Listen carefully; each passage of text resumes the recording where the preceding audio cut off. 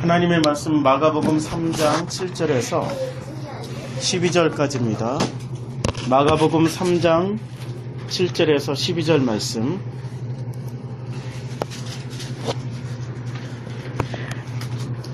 이 말씀을 우리 오래간만에 처음으로 우리 다 함께 한번 읽어볼까요? 3장 7절부터 12절 번역이 다르다도 또 같이 읽어주시기 바랍니다. 시작. 예수께서 제자들과 함께 바다로 물러가시니 가다에 깊은 무리가 따르며 유대와 예루살렘과 이두메와 요단강 건너편과 또 두로와 시돈 근처에서 많은 무리가 그가 하신 일을 큰 일을 듣고 나오는지라. 예수께서 무리가 에워싸 미는 것을 피하기 위하여 작은 배를 대기하도록 제자들에게 명하셨으니 이는 많은 사람을 고쳐주셨으므로 또 구세주를 만지고자 하여 몰려왔음이더라. 더러운 귀신들도 어느 때든지 예수를 보면 그 앞에 엎드려 부르짖어 이르되 당신은 하나님의 아들이니이다 하니 예수께서 자기를 나타내지 말라고 많이 경고하십니다. 아멘.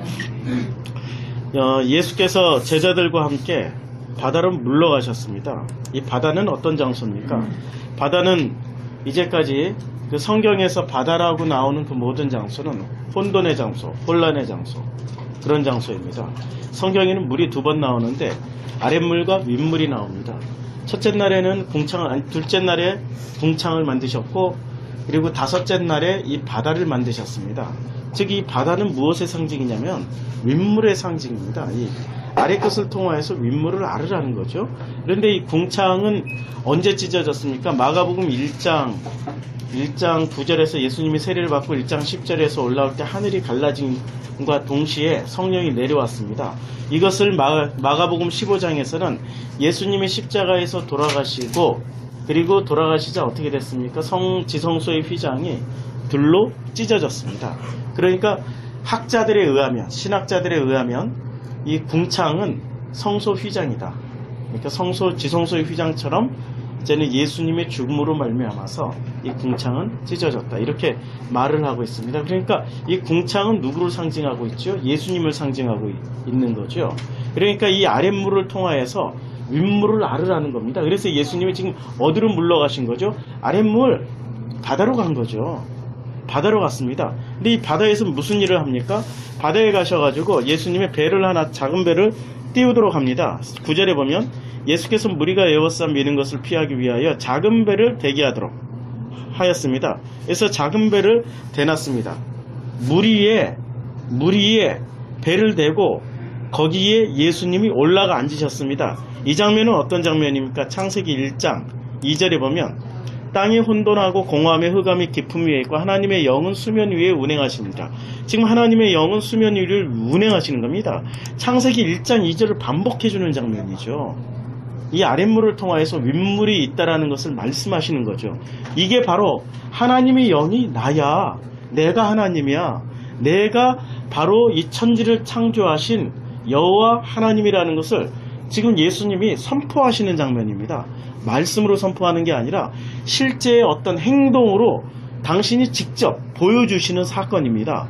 그런데 이 사건을 예수님이 수면 위를 운행하시는 겁니다. 창세기 1장 1절 땅이 혼돈하며 흑암이 깊음 위에 있고 라고 분명히 말씀하고 있습니다. 창세기 1장 2절에서는 땅이 혼돈한다, 그리고 공허하다, 흑암이 깊음 위에 있다라고 그랬습니다. 땅은 무엇입니까?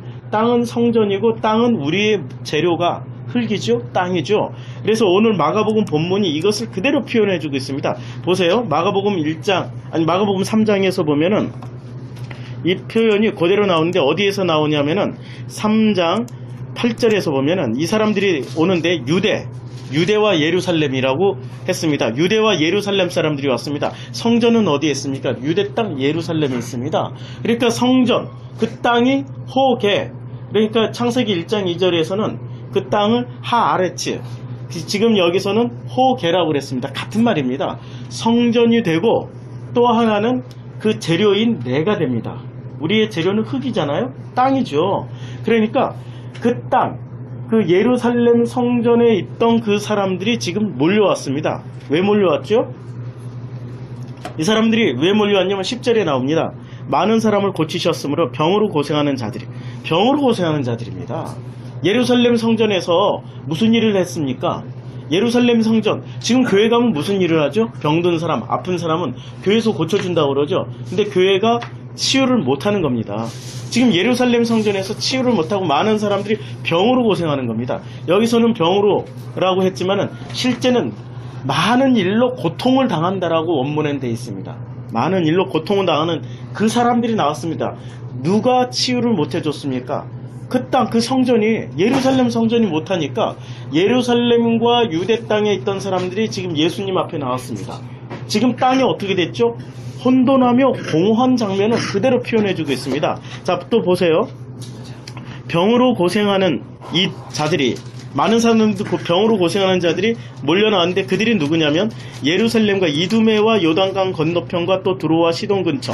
이게 전부 어느 땅입니까? 이방 땅입니다. 이 땅 자체가 다 이방 땅입니다. 그러니까 예루살렘 뿐만이 아니라 유대인들 뿐만이 아니라 기독교인 뿐만이 아니라 타 종교인들도 다 나왔다는 얘기죠. 종교가 힘을 잃으면 이렇게 된다는 겁니다.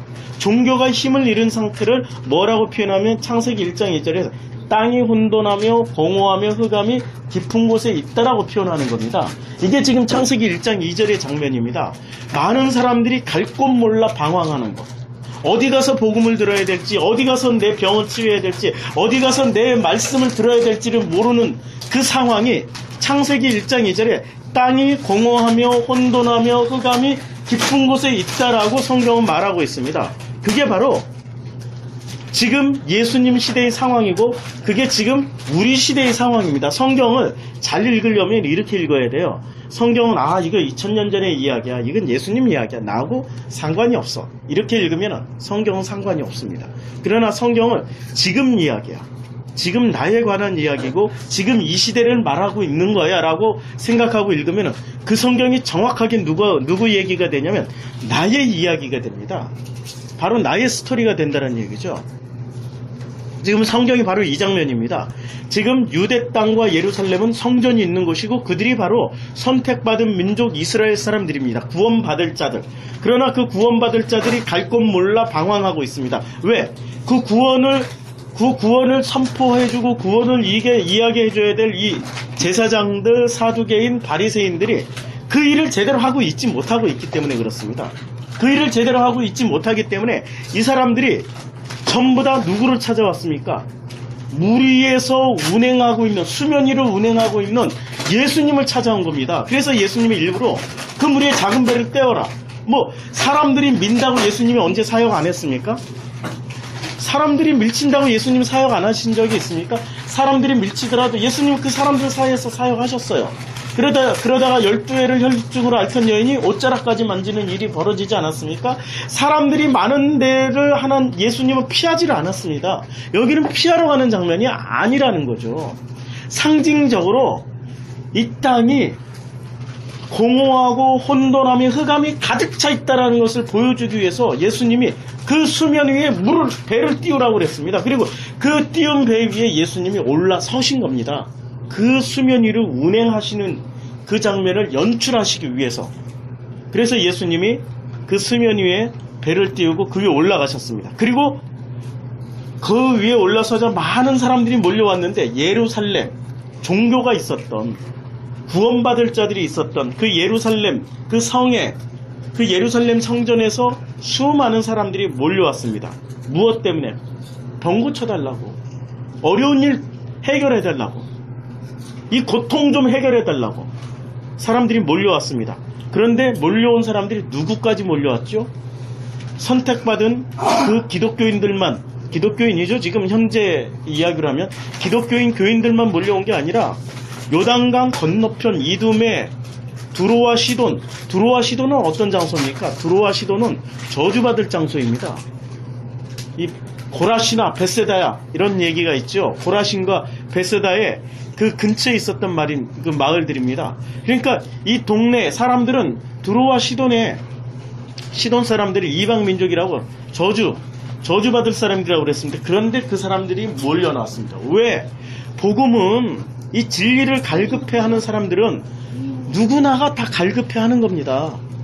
이슬람에도 이 불교에도 그 사람들이 나가는 목적이 종교적인 목적도 있지만 그러나 진리를 찾으러 나간 사람들도 있다라는 거죠. 진리를 찾으러 올 사람도 있다라는 겁니다. 그래서 우리는 선교를 가야 되는 겁니다. 이제 우리는 곧 가게 될 겁니다. 그런데 그 사람들이 왜 나왔습니까? 그가 하신 큰 일을 듣고 나왔습니다. 수준이 어떤 수준이죠? 진리를 들으러 나왔습니까? 큰 일을 듣고 나온 겁니까? 큰 일이 어떤 일이었죠? 그 큰 일이 어떤 일이었습니까? 2장 3장에 보면은 수많은 사람들에게 병을 고쳤는데 그 중에 3장에서 바로 이 전 장면이 한쪽 손 마른 사람을 고쳤습니다. 이 노동력을 상실한 사람이죠. 한쪽 손 마른 사람은 노동력을 상실한 사람. 이때 유대 사회에서, 고대 사회에서는 노동력을 상실하면 어떻게 되는 거죠? 살 길이 막막한 사람이죠. 지금도 마찬가지지 않습니까? 지금은 뭐 장애인 복지가 돼 있기 때문에 혜택을 좀 받긴 받아요. 그러나 겨우 밥은 먹고 살지만 그러나 사람답게 살 수는 없는 시스템이죠. 월급 줘서 무슨 중류층 가정 이상으로 살 수 있게 지원해 주지는 않잖아요. 한쪽 손 마른 사람은 노동력을 상실한 사람입니다. 그 노동력을 상실한 그 사람의 병을 고쳐줬다는 것은 그의 전부를 회복시켜줬다는 얘기죠. 그의 생활 전부를 회복시켜줬다는 겁니다. 노동력이 회복됐다는 것은 가정이 다 함께 살 수 있는 구조가 됐다는 거죠. 가족이 다 가정을 회복시켜줬다는 겁니다. 지금 회복받고자 하는 사람들이 여기 나온 겁니다. 큰 일을 듣고 나왔다는 것은 그 큰 일, 그 사람이 회복됐고 가정이 회복된 일을 듣고 나온 겁니다. 가정이 회복됐습니다. 우리는 가정이 회복됐다. 야, 드디어 먹고 살만하고 드디어 축복받았다. 할렐루야. 이렇게 생각하죠. 교회에서는 그렇게 설교하죠. 아닙니다. 그거보다 더 큰 일은 무슨 일이죠? 실제로 더 큰 일은 우리의 영이 회복되는 거죠. 우리의 마음이 회복되는 겁니다. 그게 진짜 회복되는 거죠. 그게 진짜 큰 일이죠. 그런데 사람들은 어떤 수준의 큰 일만 생각하고 나온 거죠? 가정이 회복됐구나. 이 정도 수준의 큰 일만 듣고 나온 겁니다. 그래서 예수님이 마지막에 이렇게 말씀하시는 거죠. 이 12절에 보면은 예수께서 자기를 나타내지 말라고 많이 경고하셨어요. 수많은 사람들의 병을 고쳐주시고 수많은 사람들에게 그 문제를 해결해 줬는데 그 병 고침받고 문제 해결받은 사람들은 어떻게 생각하겠습니까? 야, 이분은 진짜 놀라운 분이다. 이분은 정말 하나님의 아들이다. 그래서 3장 11절에 이렇게 고백하고 있죠. 당신은 하나님의 아들입니다. 이렇게 고백하고 있습니다. 왜? 기적을 봤으니까. 기적을 봤으니까. 그런데 그 기적이 전부가 아니라는 것을 지금 12절에서 말씀하고 있습니다. 기적 보고 예수님을 찾아가면은 예수님을 제대로 알 수 있습니까? 아니에요. 기적을 체험한 10가지 기적을 체험한 이스라엘 애굽 백성들이 있었습니다. 10가지 기적을 체험했어요. 그리고 홍해를 건넜습니다. 이게 세례를 받았다라고 사도행전에서 말씀하고 있지 않습니까? 홍해를 건너고 광야로 들어갔습니다. 광야에 들어갔는데 10가지 기적을 체험했으면은 그 10가지 기적을 체험하면서 야, 진짜 여호와 하나님은 만군의 주시로다. 이 사람들이 홍해를 건너고 나서 부흥회를 3박 4일 했었어요. 미리암이 속옷치고 여자들이 찬양하고 남자들이 춤추면서 부흥회를 했습니다. 부흥회. 얼마나 오랜 시간을 부흥회를 했는지 막 사람들이 그냥 먹을 거 다 가지고 나왔잖아요. 애굽에서 양, 소, 곡류 다 가지고 나왔잖아요. 부흥회하는 기간 동안에 만나 안 내렸습니다. 자기네들이 가지고 나온 거 가지고 충분히 먹을 만큼 됐으니까 부흥회 기간 동안에 고기 먹어가면서 애굽에서 가지고 나온 아직 이게 마르지도 않은 싱싱한 채소들을 먹어가면서 부흥회를 했습니다. 할렐루야, 하나님 찬양합니다. 얼마나 그 부흥 집회가 크고 웅장하고 세상에 생각해보세요. 이 지구상에서 가장 큰 규모의 부흥회를 한 겁니다. 남자만 60만 명, 장정만 60만 명, 남녀 여자들이 막 속옷치고 했으니까 애들까지 다 부흥회했으면 200만 명이 넘는 사람들이 부흥회를 했죠. 아니, 지구상에 그런 집회 한 적이 있습니까? 성경이 나온다니까요. 이게 출애굽 직후에 부흥회를 한 사건이에요. 부흥회를 했는데 이 사람들이 뭘 찬양했습니까? 하나님을 찬양했죠. 만군의 만주의 주요, 만군의 주시오, 만군의 왕이시오, 여호와 중에 왕 중에 왕이시오, 신 중에 신이오. 이렇게 부흥회를 했죠. 왜? 이 사람들이 10가지 기적을 체험했으니까. 그리고 나서 10가지 기적 체험하고 나서 바로 이 사람들이 어떻게 됐습니까? 마라에 가서 쓴물 딱 만나니까 불평불만 늘어났습니다. 물이 없어서 마시지 못하겠다. 고기 달라, 밥 달라. 하나님한테 내내 불평불만은 늘어났습니다. 기적이 사람을 변화시킵니까? 아닙니다. 그리고 이 출애굽 광야에서 하나님이 24시간 365일 내내 기적을 쏟아 부었죠. 만나로 먹여줬지요. 메추라기로 먹여줬지요. 낮에는 구름 기둥으로 시원하게 만들어졌죠. 밤에는 불 기둥으로 따뜻하게 만들어졌죠. 아말렉과 전투할 때는 손만 들고 있으면 이겨요. 아니, 손 안 들고 있어도 이기게 하실 수 있는데 하나님은 손 들고 있으라고 그래서 이기겠어요. 왜? 손 안 들고 그냥 이기면은 우리가 힘이 세서 이겼나 보다 이렇게 착각할까봐 손 들으라고 그런 거야. 손 들으라고. 뭔가를 보여주려고. 기적이 임한다. 하나님이 함께 하신다라는 거 보여주려고 했어요. 그런데 사람들이 기적 보고도 어떻게 했어요? 사람들이 기적을 보면서도 안 믿었다니까. 지금 기적을 체험한 그 사람들이 예수를 경험했답니다. 경험했고, 그리고 경험한 걸 가지고 이제 마구마구 입이 근질근질 해가지고 자랑하러 다니는데, 하나님이 지금 예수님이 하지 말라고 그랬어요. 왜? 복음의 진리를 알지 못하는 사람이 말을 전하면 왜곡되게 전합니다. 그 말씀을 전해야지. 병 고친 거 전하고, 뭐 문제 해결 받은 거 전하고, 소원 성취 뭐 이런 거 만사형통한 거 전하면은 왜곡될 수 있으니까 주님이 전하지 말라고 한 겁니다. 전하지 마는데 어떻게 말씀하셨습니까? 경고하시면서. 경고하셨어요. 이거는 경고라는 말이 그 영어 성경에 레비큐라고 돼 있어요. 레비큐가 어떤 정도입니까? 꾸짖는 거예요. 옛날 그 코미디 프로에 보면은, 옛날 코미디 프로에 이렇게 자기 부하들한테 장군 하고 말할 때, 이 멍청한 부하를 가르치면서 말을 할 때 이 장군이면 어떻게 했습니까? 때리면서 머리통 한 대씩 때리면서 똑바로 해, 똑바로 해. 이럴 때는 웃으면서 했죠. 이때 예수님이 하신 거는 살벌하게 경고하신 겁니다. 절대 말하지 마. 절대로 말하지 마. 이렇게 말씀하신 겁니다. 절대로 말해서는 안 돼. 무얼 말하지 말라는 거죠? 만사형통, 소원 성취, 그 모든 문제 해결했던 것을 말하지 말라는 겁니다. 그건 복음이 아니야. 그건 진리가 아니야. 진짜 진리는 언제 말하라고? 오순절 성령 강림 이후에 말씀하시라고. 주님이 지금은 말하지 말라는 겁니다. 마가복음 내내 말하지 말라고 경고를 하세요. 마가복음 내내 말하지 말라. 지금은 성령이 너희 안에 성전이 안 지어졌고, 그리고 그 말씀이 깨달아지지 않았기 때문에 잘못 전하면 오해를 만든다. 오해는 뭘 낳죠? 잘못 전하면 오해를 낳죠. 잘못 전하면 오해를 낳고, 오해는 잘못된 행동을 만들어냅니다. 잘못된 행동은 뭐가 됩니까?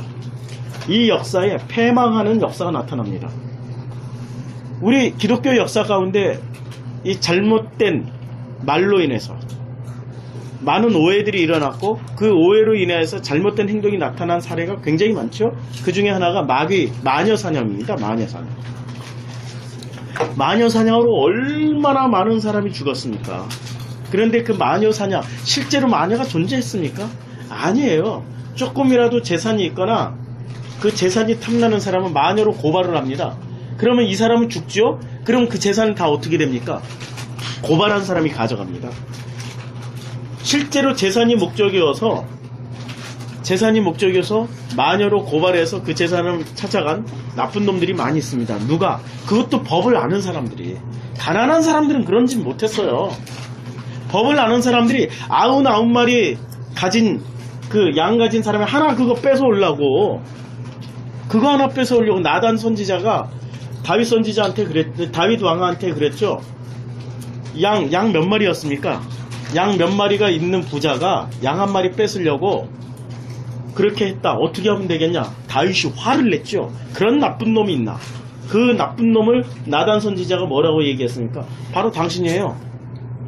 바로 당신이에요. 왜 그 말을 했습니까? 당신이 하나님의 그 말씀을 제대로 깨닫지 못했다는 얘기죠. 제대로 깨닫지 못했다는 얘기입니다. 지금 주님이 하신 말씀이 이겁니다. 너희들이 제대로 깨닫고 나서 말을 해라. 깨닫기 전에는 말을 하지 마라. 그런데 지금 한국교회 어떻습니까? 뭘 전하죠? 예수님의 그 복음을 전하고 있습니까? 진리를 전하고 있습니까? 아니면 병고침, 기적, 이적, 예언, 방언, 능력 행함, 이런 걸 전하고 있습니까? 뭘 전하고 있지요? 아니 이런 큰 일을 그 정도 수준으로 생각한다니까요. 지금 이 사람들이 생각하는 그 큰 일은, 진짜 큰 일은 예수 그리스도가 죽으시고 죽으심으로 말미암아서 그리스도의 영이 오신 게 진짜 큰 일입니다. 그 성령님이 오신 게 진짜 큰 일이에요. 그 성령님이 오셔서 어떻게 합니까? 과거에는 왕과 제사장과 선지자에게만 임하셨던 그 성령님이 이제는 예수를 주로 시인하는 그 모든 사람들에게 오셔서 내주하고 계신다라는 게, 그게 진짜 큰 일이죠. 그게 진짜 큰 일입니다.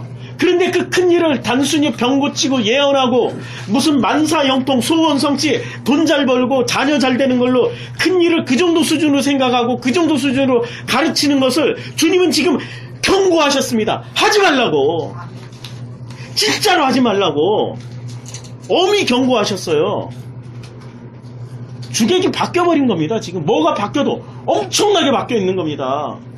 아니 구원을 선포해야 되고 한 영혼이 살아나는 것을 선포해야 되는데 한 영혼을 살리는 것을 얘기를 안 하고 그저 병 고치고 가정 문제 해결되고 소원 성취되면은 할렐루야 아멘 하나님께 영광 돌린다. 그것이 중요한 게 아니야. 눈에 안 보이는 것 중에 더 중요한 것은 우리의 생명입니다. 그 생명이 진짜로 큰 일이라는 거죠. 주님은 그 생명을 살리는 일을 큰 일이라고 하셨기 때문에 단순히 병 고침 받은 사람들에게 절대로 말하지 마라, 이렇게 말씀하신 겁니다. 3장 7절에 예수께서 제자들과 함께 물러가셨습니다. 제자들이 모두 몇 명이죠? 12명입니다. 12제자들과 함께 움직이죠. 참 신기하죠? 꼭 12제자. 아니 제자들이 몇 명 있는 줄 아십니까? 제자들 그룹이 총 500명. 그 제자들 기준이 어떻게 되죠? 사도행전 1장에서 나옵니다. 마띠아를 뽑을 때 어떤 기준을 제시하냐면은 요한에게 세례 받을 때부터 주님이 부활 후 승천 때까지 함께 한 자들입니다. 제자를 마띠아를 뽑을 때, 그 사도를 뽑을 때 선택 기준, 그 사도를 선택하는 그 선택 기준이 세례 요한의 세례 때부터 시작해서 십자가 사건, 부활 후 승천 때까지 함께한 자들 중에서 사도를 뽑자라고 그랬습니다. 그러면 이 12제자는 그 무리 속에 들어간 거예요. 세례 요한 때부터 시작해서 세례 요한에게 세례 받는 그 장면까지 다 본 사람들이죠. 승천까지 다 본 사람들이죠. 그 사람들이 모두 몇 명이라고 그러죠? 500명. 그 중에 다 도망가고 120명 남아있는 거예요. 이렇게 380명이 도망갔어요. 아니 예수님이 세례 때부터 지금 이 사건, 예수님이 작은 배를 물 위에 띄우고 흑암과 혼돈과 공허함이 가득 찬 이 땅에 수면 위를 운행하시는 모습으로 배를 띄우고 직접 창세기의 모습을 보여주셨음에도 불구하고 이때 500명이 다 봤을 거 아닙니까? 이 기적을 다 체험한 그 사람들이 기적을 봤지요, 능력을 봤지요, 정말 만사 형통 소원 성취를 봤지요. 진짜 그들 수준에서 큰 일을 경험한 겁니다. 그 큰 일을 경험한 그 사람들이 120명밖에 안 남아있다니까? 380명이 도망갔어요. 확률로 보면은 거의 4분의 1이 도망가 버린 겁니다. 4분의 1이. 왜 예수님이 여기서 엄히 경고하고 말하지 말라고 하신 이유를 아시겠습니까? 380명 신나게 얘기해놓고 도망가 버렸어요. 아니 그러면 그 사람들은 진리를 얘기하고 진리를 얘기 다 해놓고 도망갔어요? 아닙니다. 진리를 아는 사람은 도망가기가 힘들어요. 불가능합니다. 그 정말로 그 놀라운 하나님의 그 생명을 맛본 사람은, 그 천국을 동참하고 그 천국이 임한 사람은 도망갈 수가 없다니까요. 도망가더라도 겨우 한두 명? 380명씩이나 왕창 4분의 1이나 도망가는 일은 불가능하다니까. 근데 그 사람들이 도망을 갔어요. 왜 주님이 여기서 경계하시는지 아시겠습니까? 왜 경고하시는지 아시겠습니까? 진리가 된 다음에 그 하늘나라가 임해서 그 말씀에 섬김을 받는 사람들이 비로소 된 사람들이고, 그 사람들이 증거하는 것은 하나님이 말리지 않습니다. 하라고 하십니다. 가서 선포하라고 하십니다. 그런데 그 일이 안 되고 기독교를 무슨 그 종교 수준으로 병이나 고치고 만사 형통 소원 성취나 하고 무슨 내 문제가 해결된 수준으로 그걸 경험한 정도의 수준이 기독교라고 생각하고 막 전하는 사람들은 주님이 경고하십니다. 이 경고라는 것은 무서운 말이 들어가 있는 거죠. 경고. 만약에 안 지키면 어떻게 하시겠다는 겁니까? 경고라는 말은 반드시 응징이 따른다는 말이죠. 반드시 처벌이 따른다는 말입니다. 이 12절에 많이 경고하셨어요. 그것도 한 번 경고하신 게 아니라 예수께서 자기를 나타내지 말라고 많이 경고했습니다. 많이 경고했어요. 자, 3장 7절에 예수께서 제자들과 함께 바다로 물러가시니 갈릴리에서 큰 무리가 따랐어요. 이 갈릴리는 어떤 장소입니까? 이 갈릴리에서 큰 무리가 따랐다라는 것. 자, 이 갈릴리는 어떤 장소냐면은 그 마가복음 14장 한번 보시겠어요? 마가복음 14장에서 보면은 14장 70절. 또 부인하더라. 조금 후에 곁에 서 있는 사람들이 다시 베드로에게 말하되 70절 베드로에게 말하되 너도 갈릴리 사람이니 참으로 그 도당이니라. 지금 갈릴리 사람은 전부 다 뭐가 되어 있습니까? 도당이 되어 있습니다. 도당이 무슨 도당입니까? 예수당. 옛날에 지금은 안 그랬죠. 지금은 노무현을 까지요. 옛날에 이 보수 정권에선 누구를 깠냐면은 DJ를 깠습니다. DJ를 깠어요. 지금은 노무현을 까죠. 죽은 사람도 까요. 지금은 그 대표자가 없어요. 지금 고만고만한 수준에 나와 있으니까 깔 사람이 없어요. 그러니까 옛날에는 DJ를 깔 때 어떻게 깠냐면 전라도 사람들, 호남 사람이면 전부 뭐라고 그러는 줄 아세요? 너 DJ당이냐? 이렇게 얘기했죠. 너 DJ당이구나. 이렇게 얘기를 했습니다. 지금 갈릴리 사람은 전부 무슨 당이 되어 있습니까? 너 예수당이구나. 이렇게. 그러니까 갈릴리에 거대한 교회가 형성되어 있었어요. 갈릴리 사람은 전체 다 누구라고 생각을 했습니까? 예루살렘 사람들이 갈릴리 사람은 전체가 다 예수당이다. 예수 믿었다. 예수 따라다니다. 이렇게 생각했습니다. 그래서 지금 여기서 누가 따라왔어요? 3장 7절에 예수께서 제자들과 함께 물러가실 때 놀랍게도 제자들과 함께 갈릴리에서 큰 무리가 따라와 버렸습니다. 아니 갈릴리에서 큰 무리가 나와 버렸다니까요. 이게 상상이 됩니까? 나오는데 자기 생업도 있을 거 아니에요. 자기 생업이 있을 거 아니에요. 자기가 직장 생활도 할 것이고 학교를 다닐 것이며 뭐 이런 여러 가지 일들을 해야 될 거 아닙니까? 그런데 이 사람들이 큰 무리가 그냥 갈릴리에서 통째로 나와버렸어요. 이제 우리 2002년 월드컵 때 한국이 4강 올라갈 때 전 국민이 뭐 2천만 명이 길거리로 쏟아져 나왔다면서요. 절반이 쏟아져 나온 거예요. 갈릴리가 지금 그 일을 그러니까 전부 다 빨간 옷 입고 나온 것처럼 갈릴리가 예수당 이렇게 써가지고 다 나온 거예요, 지금. 물론 티셔츠는 안 맞춰 입었죠. 이게 또 꼭 말을 하면은 사람들은 그대로 믿는다니까. 비유라니까, 비유. 물론, 갈릴리에서 굉장히 많은 무리가 갈릴리 경제가 마비될 정도로 쏟아져 나와버린 겁니다. 왜? 이 사람들이 예수를 계속 경험을 했거든요. 예수님이 마가복음 1장 14절에서 어떻게 됐습니까? 마가복음 1장 14절에 보면은 예수님이 요한이 잡힌 후 예수께서 갈릴리에 오셔서 하나님의 복음을 전파했습니다. 마가복음 1장 14절부터 갈릴리에 오셔서 첫 사역을 갈릴리에서 하셨어요. 갈릴리에서부터 사역을 시작했습니다.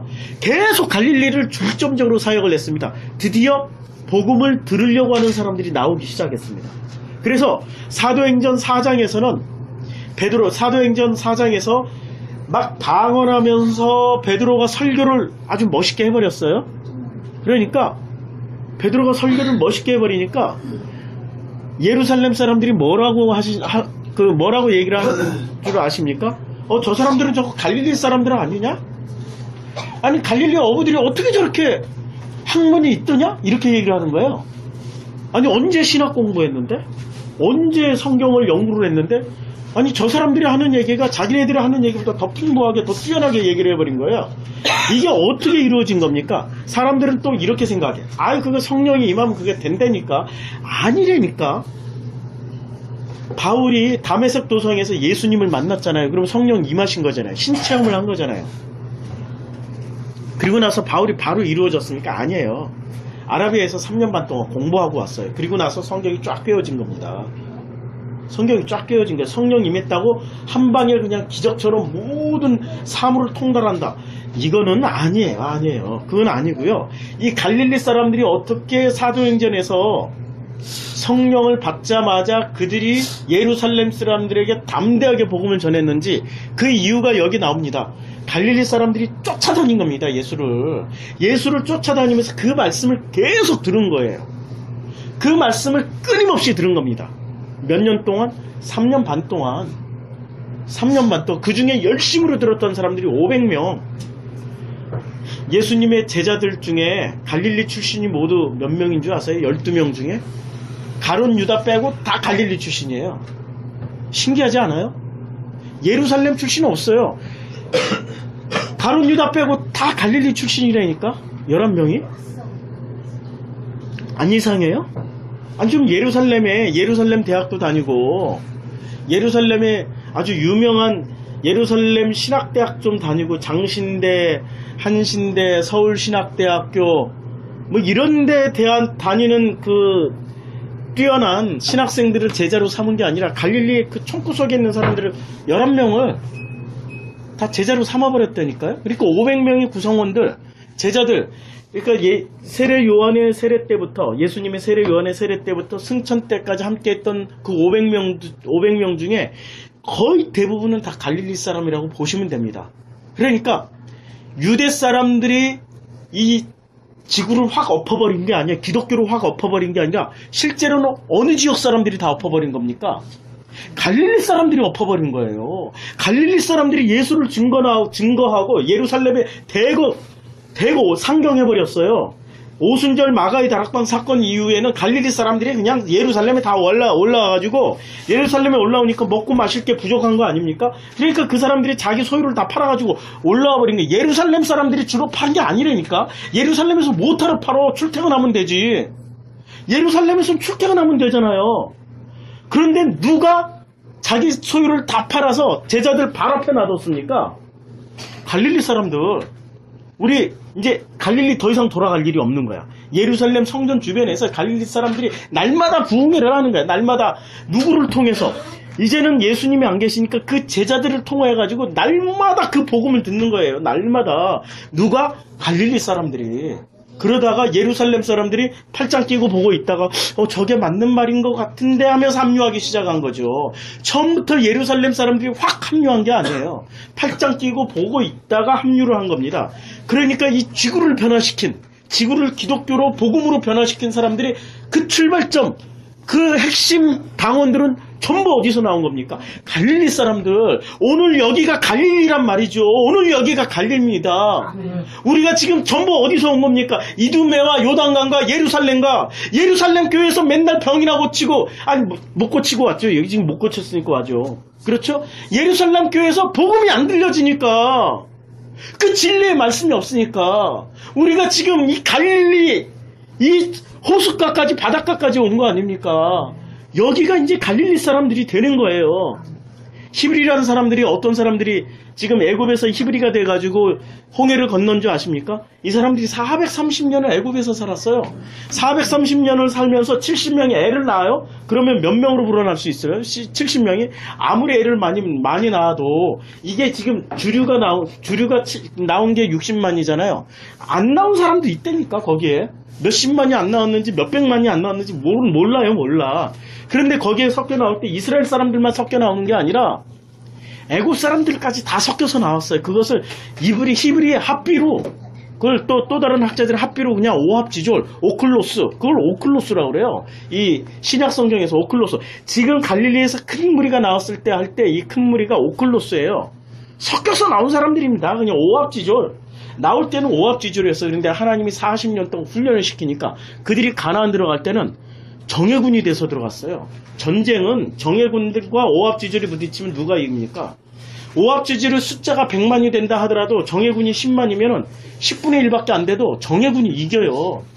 아니 이라크 전쟁할 때 보세요. 이라크의 정규군이 몇 명이었습니까? 이라크의 정규군, 예비군 다 합쳐서 100만 명이었어요. 근데 이라크에 들어간 미군은 몇 명이었습니까? 10만 명이 안 됐다니까. 이라크에 들어간 미군이 뭐 5만 명이나 됐습니까? 5만 명도 안 됐어요. 5만 명이 이라크를 점령하는데 한 달이 안 걸렸어요. 한 달이.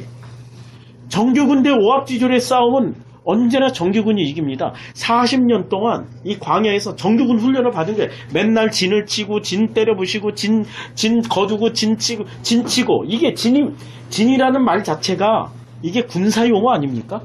맞잖아요. 군사용어죠. 동서남북으로 진을 치고, 이 유다 백성이 제일 먼저, 유다족이 일어나가지고, 하나님이 출발하면 유다족이 제일 먼저 갔습니다. 그 유다는 사자라고 그랬죠. 사자처럼 잘 싸워서.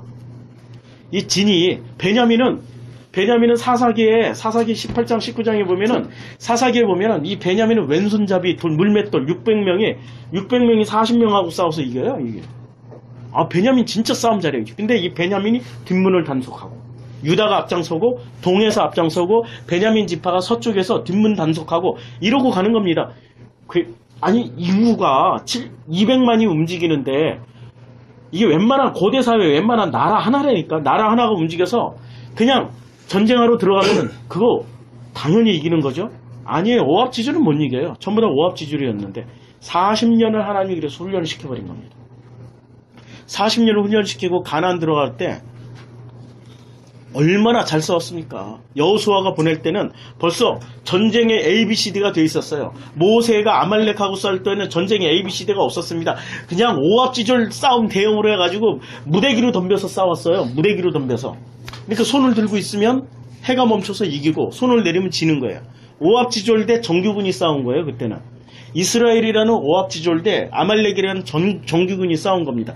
게임이 안 되죠. 그런데 하나님이 기적을 보여주신 거예요. 모세가 손 들고 있으면 이기고 손을 내리면 지는 거죠.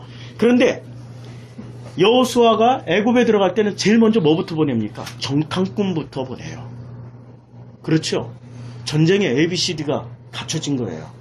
정탐꾼 보내고 모든 길부터 전쟁, 군사, 숫자, 그 사람들의 사기까지 다 파악할 겁니다.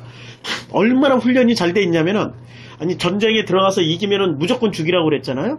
근데 전쟁에 들어가서 승리한 군대는 약탈을 하기 시작합니다. 근데 얼마나 훈련이 잘 돼 있냐면 약탈하지 말고 다 죽여 하니까 다 죽여요.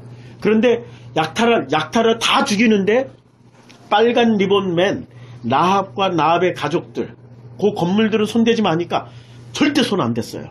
그거는 고도로 훈련된 병사들 아니면 그렇게 못합니다. 이 군대라는 거는 고도로 훈련되지 않으면 지들 맛대로 총 가졌죠. 막 눈에 보이는 돼지 새끼 돌아다니니까 막 쏴 죽이고 구워 먹고 싶죠. 배고프면. 아니, 그러잖아요. 전쟁에 막 금덩어리 굴러다니면 얼른 집어서 주머니에 넣고 싶지요. 아니, 병사들도 사람이에요. 욕심 가진 사람이에요. 선악 갚으면 사람이라고요. 그런데 얼마나 훈련을 잘 시켰으면은 빨간 리본맨대는 절대 손대지 마. 그럼 손 안 댔어요. 그리고 다 죽여면은 아무리 감나가는 물건이 막 굴러다녀도 절대로 주머니 속에 안 넣었어요. 다 죽여버리고 다 버려버렸습니다. 그 정도로 40년 동안 고도의 훈련을 받은 거죠. 군사 훈련을 받았다는 겁니다. 그 사람들이 누구예요? 처음에는 애굽에서 440년 동안 자기 정체성을 잃어버린 히브리 백성들, 내가 애굽 백성인지 내가 이스라엘 백성인지 12지파의 아들인지 내가 12지파에 속해 있는지 뭔지 몰랐던 그 사람들을, 홍해 건너서 광야에서 살 때까지만 해도 뭐가 뭔지 하나도 몰랐던 그 사람들이 어떻게 됐습니까? 40년 훈련을 받은 겁니다. 그러니까 정규군이 됐죠. 마찬가지예요. 지금 여기에 건너온 사람들, 갈릴리에서 넘어왔던 그 수많은 큰 무리들이 나중에 어떻게 만들어집니까? 하나님의 정규군으로 만들어지는 겁니다. 하나님이 어떻게 만드셔요? 만드는 방식이 어떻게 만드십니까? 성전을 세워주시고 진리의 말씀을 넣어주시는 거로 만들어주십니다. 그런데 애굽에서 광야로 나왔다, 광야에서 가나안 들어갈 때는 다 때려부시면서 들어갔죠. 다 때려부시면서 들어갔죠. 근데 복음이 진리가 되는 그 사람들은 진리가 되면은 어떻게 됩니까? 우리가 다 때려부시면서 들어갈 줄 알죠? 아닙니다. 거꾸로 부서지면서 갑니다. 사도행전 8장 2절 한번 보시겠어요? 사도행전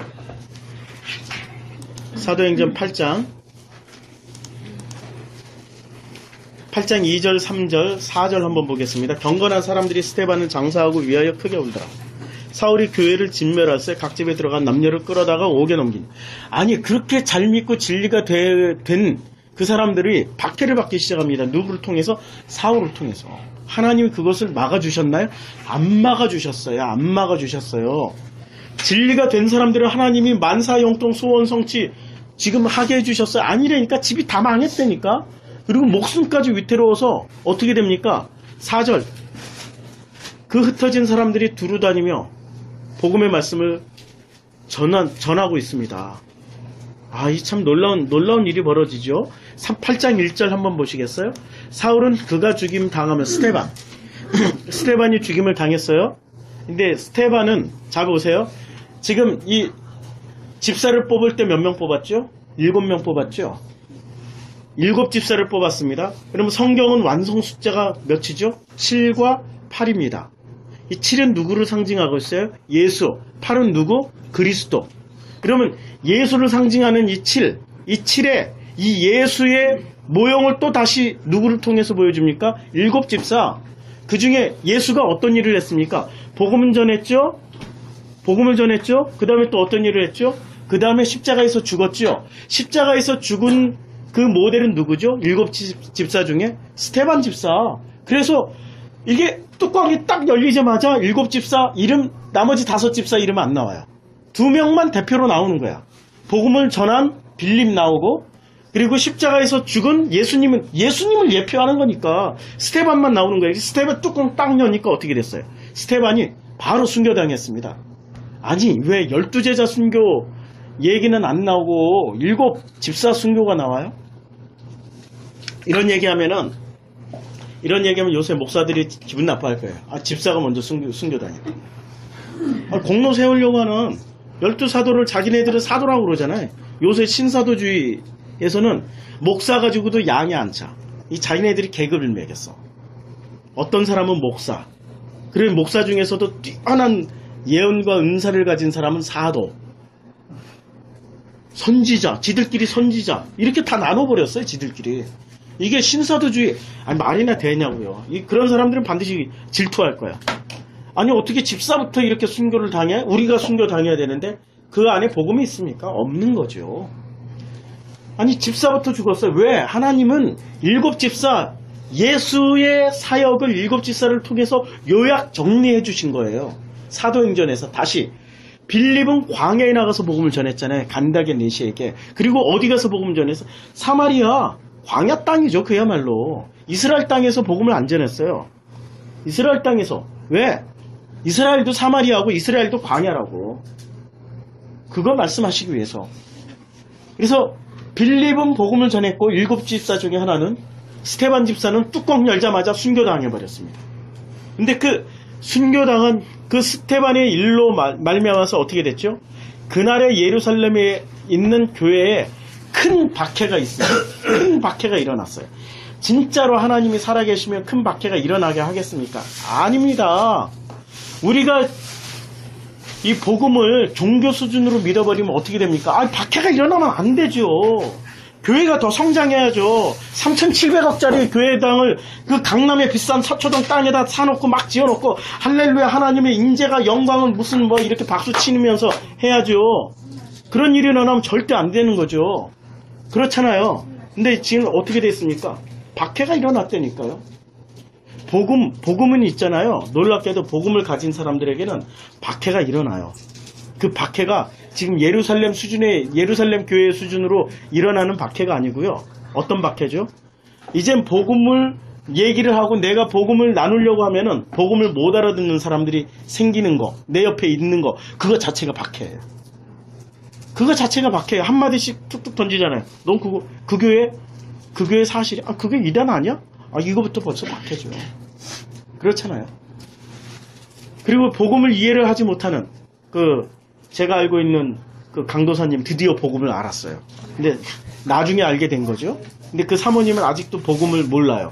그러니까 이 강도사님이 늘 어떻게 하면은 사모님에게 복음을 전할까?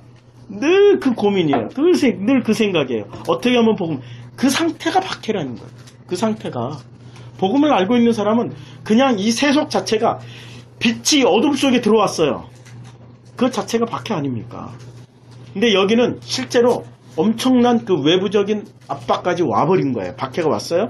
큰 박해가 있어 사도 외에는 12사도 외에는 다 어떻게 됐습니까? 유대와 사마리아와 모든 땅으로 흩어져 버렸습니다. 흩어져 버렸어요. 그래서 그 흩어진 사람들이 어떻게 됐죠? 8장 4절에 보면 그 흩어진 사람들이 두루 다니며 복음의 말씀을 전했어요. 하나님이 왜 이 박해를 줬습니까? 겉으로 보기에 고난 고통을 왜 줬습니까? 이거 하라고. 진리의 말씀을 전하라고. 그러니까 우리는 흩으시기 전에 우리가 먼저 흩어져야 돼요. 그래서 우리 내년도에 우리 다 흩어질 겁니다. 우리 교회는 뭐 크게 세우고 뭐 이런 게 목적이 아니에요. 뭐 건물 세우고 무슨 뭐 몇천 명 됐네, 이게 부목사가 몇 명이네, 교구별로 나누고, 우리 그런 거 안 합니다. 그냥 다 흩어버릴 겁니다. 하나님이 흩으시기 전에 우리가 알아서 이렇게 먼저 흩어져가지고 복음 전하러 다닐 겁니다. 자, 다시 마가복음 3장. 생각만 해도 즐거워요. 흩어진다고 생각하니까. 우리는 힘이 그 말씀의 힘이지, 우리가 많이 모이고 큰 교회 갖고 우리의 그 경상수지 이 교회 재산이 얼마가 헌금이 액수가 얼마, 이런 게 힘이 아닙니다. 우리 교회 오면 병 고침 받고 이런 게 힘이 아니고요. 우리 교회의 힘은, 우리 프로슈쿠마의 교회의 힘은 무엇이 힘입니까? 진리의 말씀이 우리 안에 있는 게 힘입니다. 그 말씀이 나누어지고 있는 게 그게 힘입니다. 그게 능력입니다. 그게 큰일입니다. 갈릴리에서 온 사람들이 지금 뭘 들으러 왔습니까? 놀랍게도 갈릴리에 온 사람들은 병고침을 많이 받은 사람들이에요. 그럼 병고침 받았으면 안 나버려야 되잖아요. 근데 계속 쫓아다니고 있는 거예요. 왜? 진리의 말씀이 있으니까. 그 말씀을 들으려고. 그래서 오순절 성령이 딱 임했을 때 이 사람들이 한 방에 다 깨달아 버렸습니다. 왜? 예수 그리스도의 그 말씀이 데이터베이스가 돼 있으니까. 여러분들은 지금 이 말씀 많이 들으셔야 돼요. 그냥 계속 나와서 들으셔야 돼요. 처음부터 이걸 깨달는 사람이 어디 있겠습니까? 계속 들어야 돼요. 언제부터? 디모데처럼 어린 시절부터 들어야 돼요. 그러니까 혁중이가 제일 가능성이 많아. 어린 시절부터. 우리 교회 지금 놀랍게도 지금 유초등부, 우리 중고등부, 대학부, 청년부부터 시작해가지고 우리 장년부, 우리 다 있네. 우리 남녀조전대가 드디어 참 놀랍습니다. 어떻게 한 방에 이렇게 되는지. 하나님이 하시는 일이 참 놀라워요. 자, 이 갈릴리에서부터 온 그 사람들이 말씀을 계속 듣고 데이터베이스화 시키니까 그게 성령님이 임하시니까 바로 시너지 효과가 확 나타난 거예요. 생판 모르는 사람이 성령이 임했다고 바로 알 수 있습니까? 아니에요. 말씀이 이게 잔뜩 쌓여진 데이터베이스가 되어 있을 때 성령이 임할 때 확 깨달아지는 거죠. 그래서 베드로 대 바울을 비교를 해보면 아주 쉽습니다. 베드로 평생토록 이 베드로 전후서 쓰기 직전까지 진리를 못 깨달았어요. 3년 반 동안 데이터베이스 쌓아놨잖아요. 그런데 주님의 말씀의 데이터베이스는 쌓아놨지만 그러나 구약 성경이라는 이 데이터베이스가 약한 겁니다. 그랬잖아요. 근데 바울은 어떻게 됐습니까? 바울은 가말리엘 문화상에서 지금으로 치면은 서울대학교, 신학대학교 이런 대학교는 없지만 지금으로 치면 서울대학교, 신학대학교에서 서울대학교에서 가장 유명한 교수가 누구죠? 옛날에는 정진홍 교수였어요. 종교학과에. 제가 그분한테 공부를 배웠다라는 게 얼마나 참 자랑인지 모르겠어요. 근데 가말리엘 문화생이었던 걸 바울이 자랑하듯이 그분이 웨스터민스턴 신학대학 출신이세요. 종교학과 교수긴 하지만. 근데 그분한테 직접 배웠어요. 그런데 이 바울이 그걸 배우고 나니까 어떻게 됩니까? 구약 성경의 데이터베이스가 충분하니까 다메섹에서 딱 맞고 성령님을 그 예수 그리스도를 만났고 그리고 3년 반 연구를 하니까 3년 반 만에 신구약 성경이 쫙 꿰어진 거죠. 데이터베이스가 있어야 되는 거예요. 말씀을 많이 들어야 되는 거예요. 그래서 갈릴리 사람들이 성령이 임하자 저마다 막 떠들고 다녔습니다. 예루살렘에서. 그래서 예루살렘 사람들이 다 놀란 거예요. 아니 갈릴리 사람들이 어떻게 이렇게 말을 잘하냐? 아니 어떻게 이렇게 성경에 박식하냐? 3년 반 동안 예수님의 그 말씀이 데이터베이스화 되었기 때문에 그게 가능한 거죠. 바울처럼 그게 되어 있기 때문에 가능한 거죠. 3장 7절 그래서 제자들과 함께 바다로 물러가시니 갈릴리에서 큰 무리가 따랐어요. 그 갈릴리 사람들이 전부 다 뭐가 됐습니까? 이제는 그 사람들이 어디로 갔어요? 아까 사도행전 8장 1절에서 흩어졌죠. 8장 4절에서 어디로 갔습니까? 유대와 사마리아와 이두메와 모든 지금 이 역순으로 나가고 있지 않습니까? 8장 3절에 잘 보세요. 8장 3절 유대와 예루살렘과 이두메와 요단강 건너편 두로와 시돈까지 모여들었죠. 근데 그 모여들었던 사람들이 말씀이 되니까 어떻게 해요? 하나님이 이 역순으로 흩어버리신다니까. 지금 이 역순이잖아요. 8장 3절에 3장 8절에 역순이잖아요. 이 역순을 흩어버리시고 있어요. 지금 놀랍지 않습니까? 하나님이 수면 위를 운행하시는 그 하나님이 그 능력을 보여주는 거예요. 수면 위를 운행하시는 그 성령님, 그분이 누구셔요? 그분이 오시니까 성령님이 예수님이 돌아가시고 부활하시고 승천하시고 약속대로 40일 만에 오시니까 거꾸로 이렇게 왔던 사람들이 거꾸로 흩어지기 시작하는 겁니다. 그분이 성령의 역사, 그분이 말씀의 역사, 그분이 능력의 역사라는 거죠. 지금 그 역사가 일어나고 있지 않습니까? 3장 9절. 예수께서 무리가 에워싸 미는 것을 피하기 위하여, 이 무리는 오클로스예요. 이 오클로스는 항상 문제가 많아요. 오합지졸이니까 문제가 많아요. 이게 항상 무리가 에워싸서 왜 밀었을까요? 예수를 가까이서 보려고. 제가 전에 우리 아들하고 한 2년 전인가 순봉 여의도 성전을 한번 갔어요. 좀 시간을 좀 한산한 시간을 선택한다고 해가지고 2시 예배로 갔습니다. 2시 예배. 2시 예배에 우리가 시간 전에 갔는데 못 들어가고 밖에 서 있어야 돼요. 아니, 이 사람이 꽉 찼다고 줄 세워서 기다리고 있었어. 아, 저는 그게 싫어가지고 2층으로 개구멍 찾아다녔어요. 여행하면서도 입장료 안 내고 들어갈 수 있는 모든 개구멍을 다 찾아봤더니 반드시 어딘가에는 그런 데가 있어. 막 프리로 들어갈 수 있는데 여의도 순복음교회도 드디어 찾았어요. 딱 들어가니까 들어가는 순간 내가 앉을 수 있는 자리가 그냥 줄 안 서고 들어갈 수 있는데 찾았어. 그래서 문 열고 딱 들어가는 2층, 저 3층에 어디 자리가 있어요. 얘기하면은 이게 이제 사람들 여의도 순복음교회 딱 그기로 가니까 공개는 안 하는데 딱 들어가는 순간 경악을 금치 못했어요.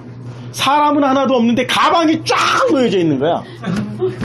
사람은 없는데 가방이 다 의자마다 놓여져 있는 거야. 가방 놔져 있고 성경책 놔져 있고 이건 찜해놓은 자리들. 이런 오클로스들, 이런 무리들, 이런 오클로스들. 근데 나중에 보니까 왜 그랬는지 알겠더라고. 2시 예배에 조용기 목사님이 설교하신 거예요. 2시 예배에 조용기 목사님이 설교하니까 나중에 2층에서도 3층에서도 다 서서 예배 드리면 자리가 없었어. 그래 우리는 그냥 가방 치워놓고 앉아버렸어. 그냥 대충 앉았어. 배째라 이거야, 배째라. 무슨 상관이 있어. 이런 오클로스들, 진짜 오클로스들이 꼭 그 짓을 한다니까. 밀고 앞자리에 나가면 뭐 은혜 받는 줄 알고 어떻게든 뭐 은혜의 자리가 있긴 어디 있어요. 아니, 성령님이 우리 안에 계시는데 은혜의 자리가 따로 어디 있어. 황금 자리가 어디 있어.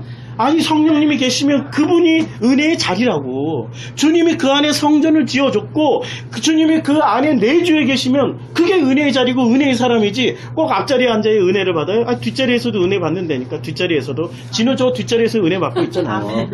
진우는.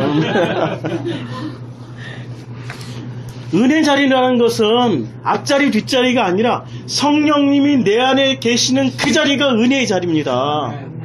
큰 무리가 지금 여기 큰 무리가 에워싸 지금 미는 것을 서로 밀고 있어요. 서로 밀고 밀치고 이러고 난리를 치고 있단 말이에요. 이 자리가 무슨 자리입니까? 혼란의 자리, 혼돈의 자리, 흑암의 자리 맞잖아요. 교회에서 배운 대로 하고 있다니까. 지금 이 사람들이 예루살렘 성전에서 가르쳐준 대로 하고 있는 거야. 지금 앞자리 은혜의 자리 다투고 나가가지고 어떻게든 예수님 뭐 가까이라도 가려고 배워 먹은 대로 하고 있잖아요. 지금 교회가 뭘 가르쳐줬어요? 혼돈, 혼란, 흑암, 공허를 가르쳐준 거예요. 공허를 가르쳐줬어. 그러니까 주님이 어떻게 했어요? 수면 위에다 배 띄워라. 그리고 그 위에 올라가 앉으셨어요. 수면 위를 그 흑암을 운행하시기 위해서. 그랬더니 흑암 위를 운행하시니까 어떻게 됐습니까? 창세기 1장 1절에 어떻게 됐습니까? 1장 1절에 수면 위를 운행하시면서 어떻게 했어요? 창세기 1장 한번 볼까요? 순서를 한번 보죠. 자, 1장 2절에 땅이 혼돈하고 공허하며 흑암이 깊음 위에 있고 하나님의 영은 수면 위에 운행하시니라. 3절 어떻게 했습니까?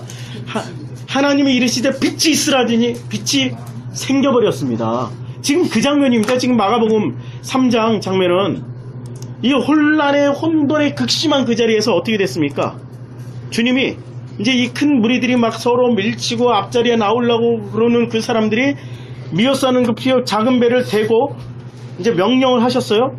그리고 나서 주님이 어떻게 했습니까? 빛이 있으라 해버린 거예요. 그 빛이 뭐죠?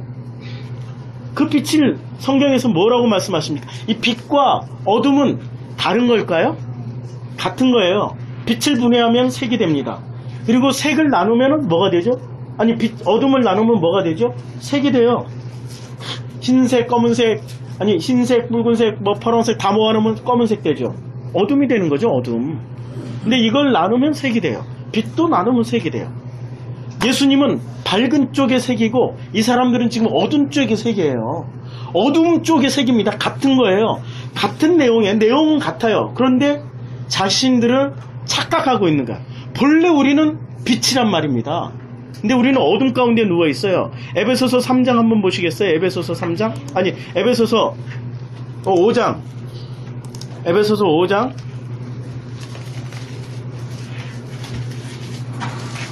14절 한번 읽어보시겠어요? 그러므로 이르시기를 잠자는 자여 깨어서 죽은 자들 가운데서 일어나라. 그리스도께서 너에게 비추이시리라. 지금 이 장면이 지금 수민이 올라가서 잠자는 자들에게 빛을 비추는 장면입니다. 깨우시는 장면입니다. 그래서 그들이 일어나서 그들이 끝까지 예수님 따라가서 죽음까지 따라갔고 그들이 승천까지 받고 그들이 예루살렘의 상경에서 집 팔아서 그냥 거기다가 먹고 자면서 복음을 증거했다니까. 누구한테? 그 예루살렘 사람들한테. 예루살렘 사람들이 지금으로 치면 어떤 사람들입니까?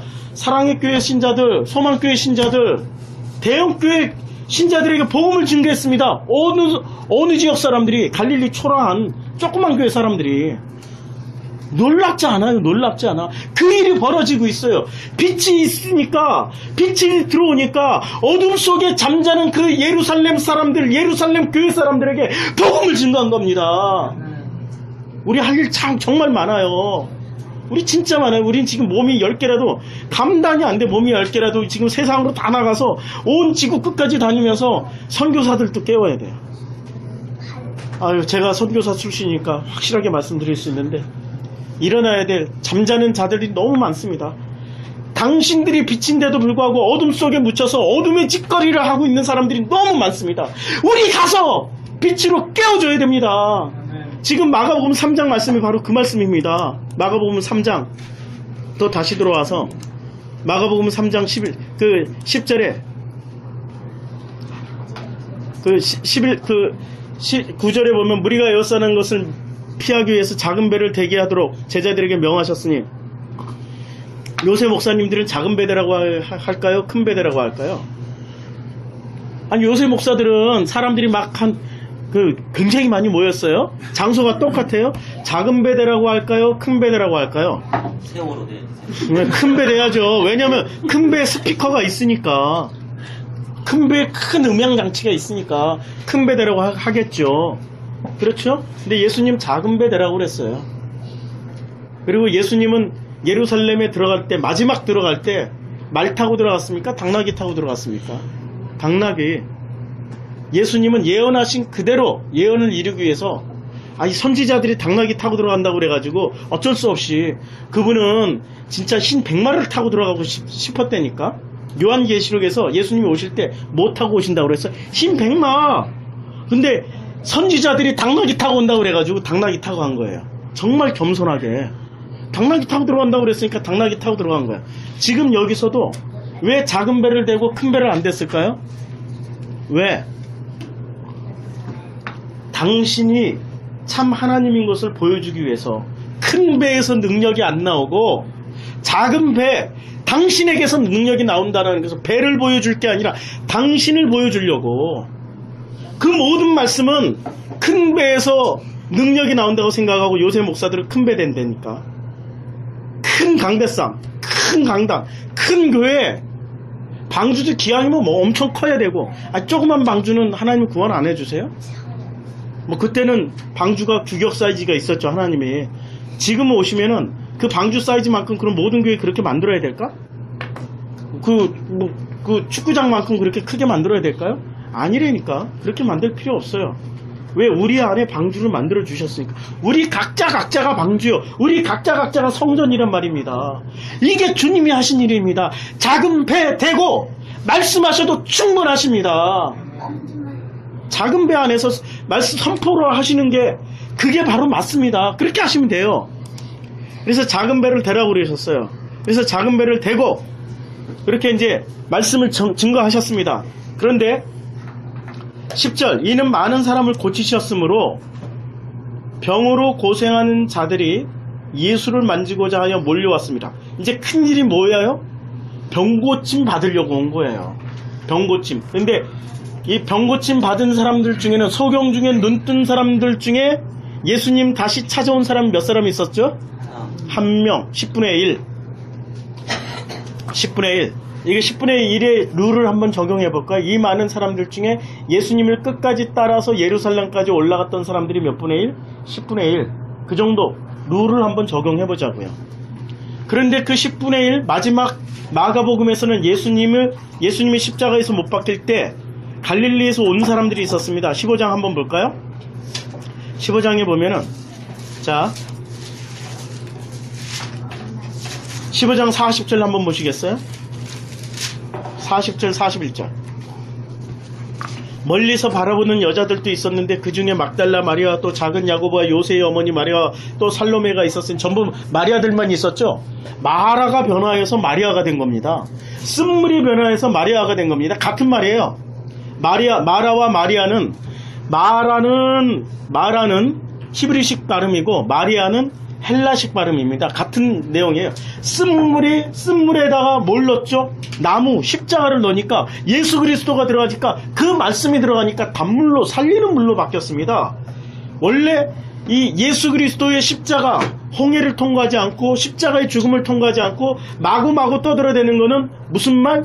죽이는 말, 마라의 쓴물이 됩니다. 그래서 예수님이 조용해, 말하지 마, 아직 나는 안 죽었어, 이 말씀입니다. 그래서 어미 경고하신 거예요. 그런데도 불구하고 교회는 막 체험했다고 간증하고 돌아다니고 그랬잖아요. 그리고 그 간증하고 돌아다니는 사람들이 결국엔 도로 다 백투더 선악과 다 해버립니다. 선악과로 도로 다 들어가 버려요. 아니 서세원, 그 다음에 서정이 얼마나 간증하고 돌아다녔어요. 둘이 이혼 한다고 그랬잖아요. 뭐 뉴스 나오고 두드러 패고 뭐 그랬잖아요. 아니 간증나 하고 돌아다니지 말지.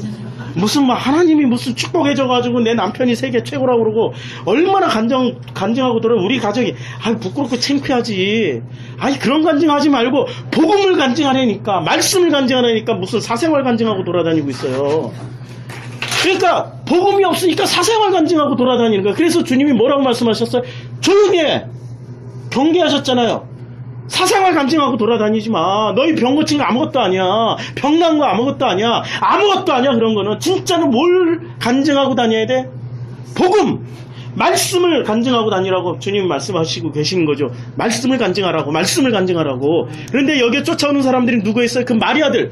이제 마라가 변해 마리아가 된 겁니다. 이 사람들은 간증하고 다녀도 돼. 이제는 드디어 간증하고 다니는데 이 사람들이 41절에 보면은 이들은 어디서부터 쫓아왔습니까?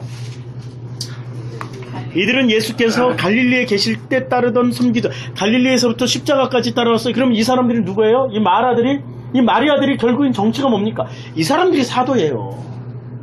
이 사람들이 사도라니까. 사도행전에서 사도라는 기준은 그 세례, 요한의 세례부터 시작해서 여기까지, 그리고 승천까지 다 본 사람들이 누가 다 봤습니까? 그 마리아들이 봤습니다. 갈릴리에서. 그 사람들이 어디서? 갈릴리에서부터 온 사람들입니다. 갈릴리에 계실 때 따르다라는 단어가 굉장히 중요해요. 따랐어. 자, 예수님이 따르라고 그랬는데 안 따른 사람들도 있었죠. 대표적인 사람이 누가 안 따랐습니까? 부자 청년 안 따랐습니다. 안 따르고 근심하며 돌아가 버렸습니다. 부자 청년은 못 따랐습니다. 근데 이 사람들은 따라온 사람들입니다. 얼마나 놀라운 일입니까? 부자 청년 신학 박사인데, 그 사람이 율법 다 지켰는데 그 사람은 안 따라왔지만 이 사람들이 따라왔어요. 어디서부터? 갈릴리에서부터. 그리고 또 이외에 예수와 함께 예루살렘에 올라온 여자들도 어떻게 많이 있었더라.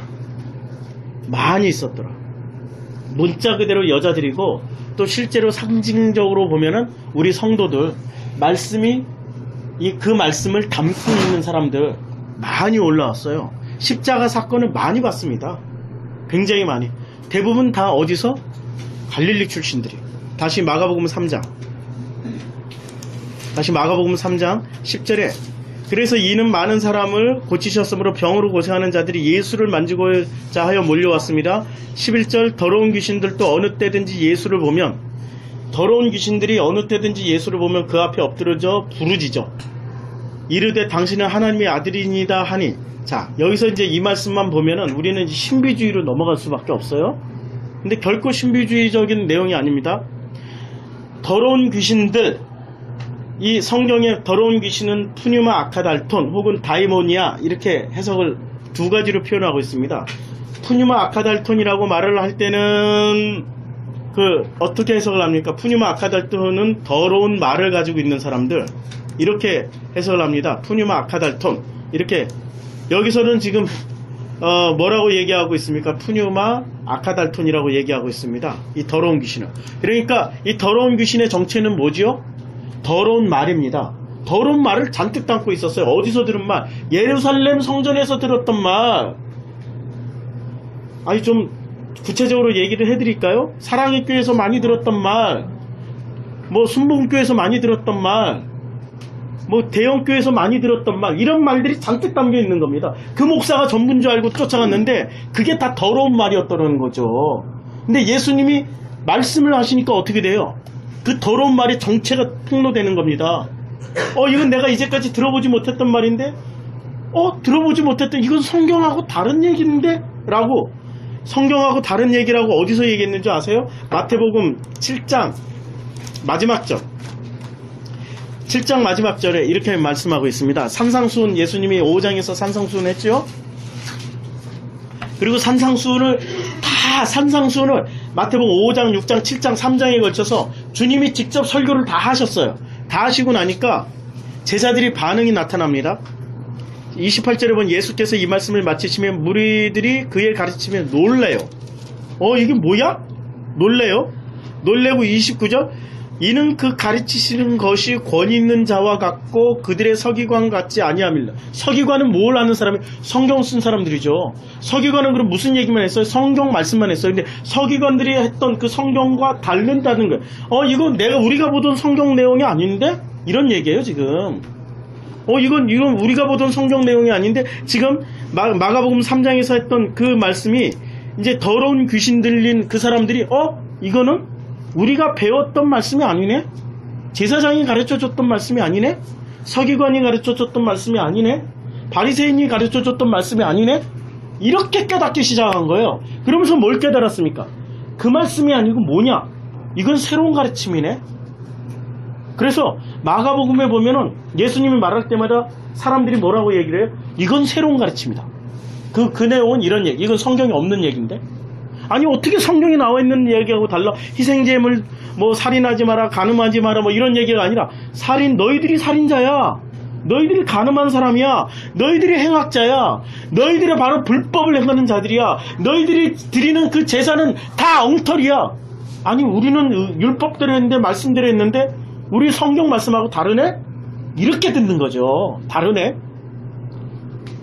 오늘 성경 우리가 각자 예루살렘 교회에서 들었던 그 성경 말씀들하고 다르잖아요. 지금 우리 여러 교회에서 오신 분들이잖아요. 여러 교회에서 지금 예루살렘 교회에서 했던 말씀들하고 다르잖아요. 지금 많이 다르잖아요. 지금 이 사람들이 이렇게 듣는다니까. 이거 지금 다르네? 이렇게 듣는 거야. 달라. 그럼 우리 안에 있던 들었던 그 모든 말씀들은 뭐야? 그걸 귀신이라고 그런 거예요. 그게 귀신 같은 말들이 아니야. 귀신 같은 말들. 그놈의 귀신들이 우리를 꼭 지옥까지 끌고 간다니까. 그 말들이 끌고 가요. 하나님의 말씀이 들려지잖아요. 그럼 깨달음이 오잖아. 그러면은 맞습니다, 아멘하고 이렇게 가는 사람이 있는데, 어떤 사람은 이거 달라, 내가 들었던 말하고 달라, 이거 이단 같아, 이거는 뭐 신천지 같아, 이거 이상해, 이러고 방어벽을 치기 시작하잖아요. 무엇 때문에? 자기가 들었던 그 말 때문에. 그러면 그 말이 무슨 역할을 해? 그놈이 귀신 역할을 한다니까. 그러면 그 귀신은 어떻게 나가야 돼? 나갈 때 어떻게 해요?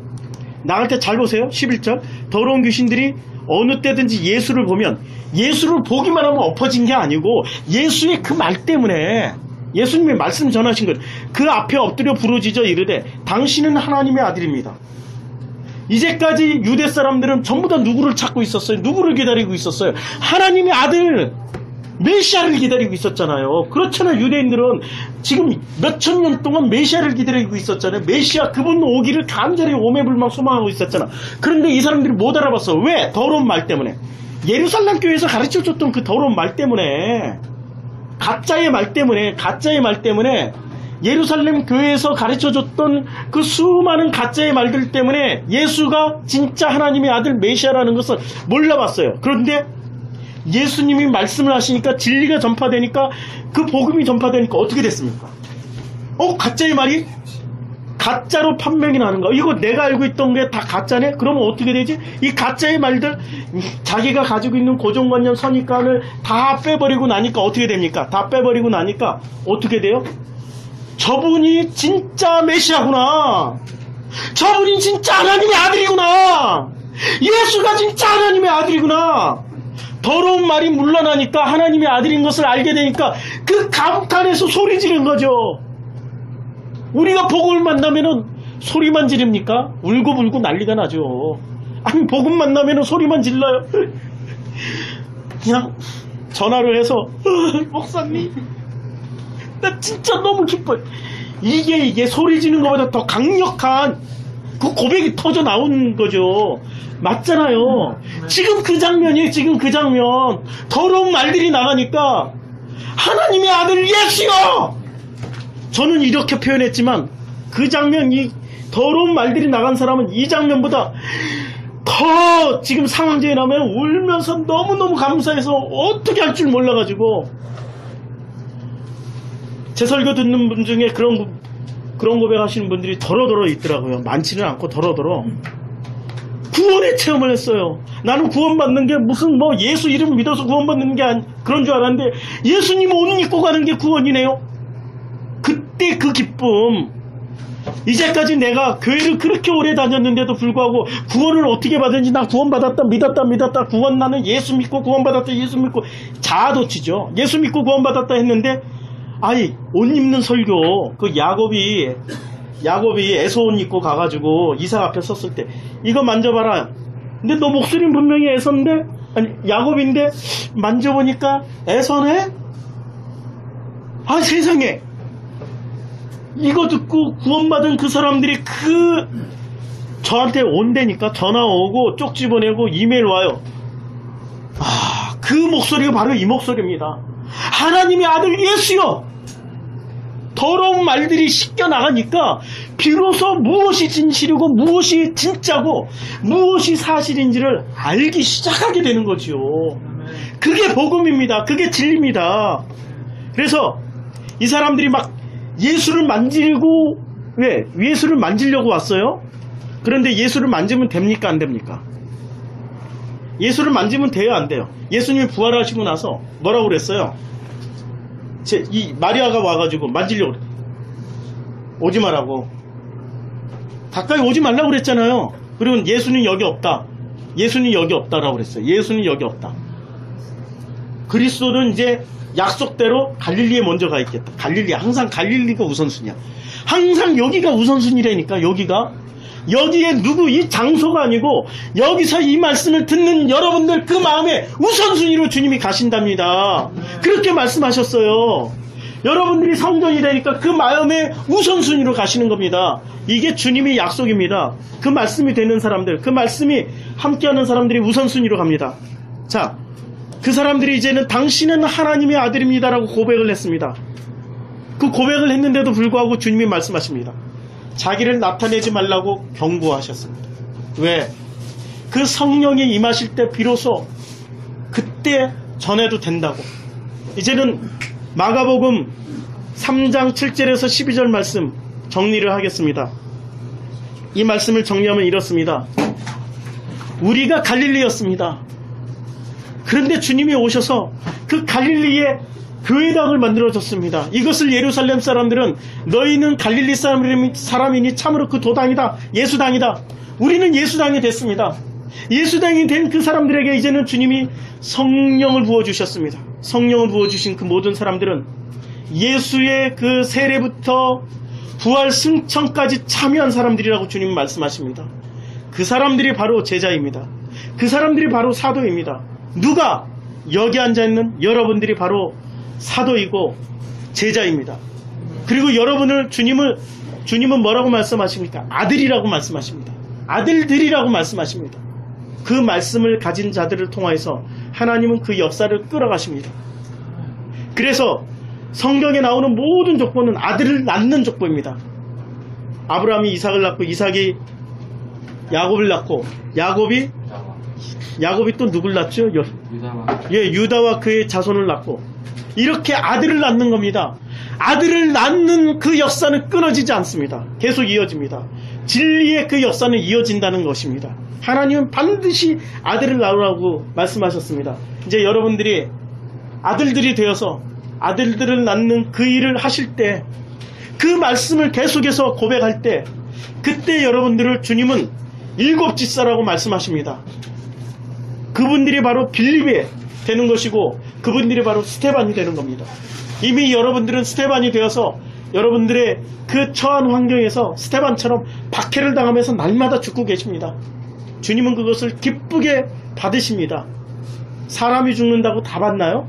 안 받습니다. 하나님은 절대 안 받아요. 근데 누가 죽으면 받습니까? 그 아들들이 죽는 것은 반드시 받으십니다.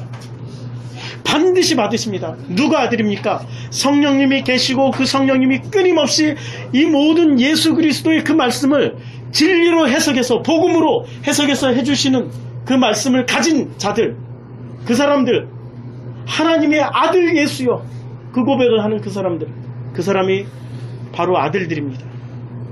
그래서 주님은 이 프로슈크마이 교회, 한편으로는 주님은 이렇게 이름을 프로슈크마이 교회 가로 열고 갈릴리 교회 이렇게 가로 닫고 하실지도 모릅니다.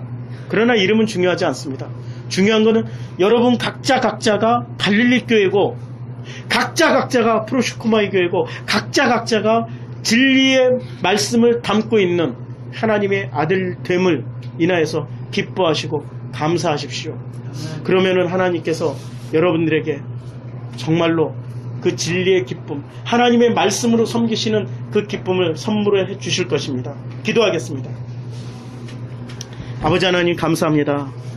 진리의 말씀, 하나님의 그 놀라우신 그 복음이 우리 안에 계신 성령님으로 말미암아서 깨달아지고 이해가 되어지고 고백되어지게 해주심을 감사드립니다. 그래서 우리가 날마다 하나님의 아들 예수여 라고 고백할 수 있고, 그 하나님의 아들 예수를 통하여서 비로소 우리가 아들이 되었구나, 그래서 그리스도의 그 말씀을 고백하는 우리들이 되도록 축복하여 주시고, 그 말씀을 고백하는 순간 어떤 박해가 일어나든지 스테반 집사처럼, 또 어떤 상황, 어떤 광야에서든지 그 빌립 집사처럼 그 말씀을 나누고 그 말씀을 함께 들고 나갈 수 있는 사람들이 되도록 축복하여 주시옵소서. 예수님의 이름으로 기도드렸습니다. 아멘.